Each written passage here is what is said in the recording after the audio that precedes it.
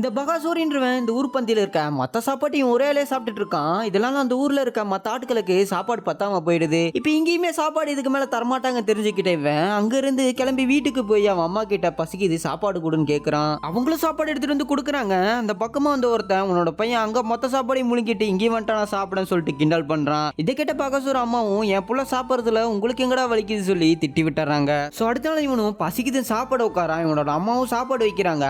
இவனும் அம்மா கூடயே பேசிட்டே சாப்பிட்டுட்டு இருக்கான். எதிர்பார்த்த விதமா அவங்க அம்மா உட்கார்ந்தபடி இறந்து போயிடுறாங்க. அவங்கள நல்லபடியா அடக்கம் பண்ணிட்டு வீட்டுக்கு வந்து சாப்பாடு ஏதாச்சும் இருக்கான்னு தேடி பாக்குறான். பார்த்தா தண்ணியை தவிர எதுவுமே இல்ல. இப்ப பசி அடக்க முடியாம ஒவ்வொருத்தங்க வீட்டுக்கா போய் சாப்பாடு ஏதாச்சும் கொடுங்கன்னு கேக்குறான். எல்லாரும் சொல்லி வச்ச மாதிரி திட்டி அனுப்பிடுறாங்க. என்ன பண்றது தெரியாம அவன் அம்மா கிட்டே போய் என்ன ஏன் தனியா விட்டுட்டு போன சொல்லி அழுதுட்டு இருக்கான். அப்ப பக்கத்தால இந்த ஊர் ஜமீன்தார் இருந்து போயிருப்பாரு. அவரோட பசங்க அவருக்காக படையல் கொண்டு வந்து வச்சிருக்காங்க.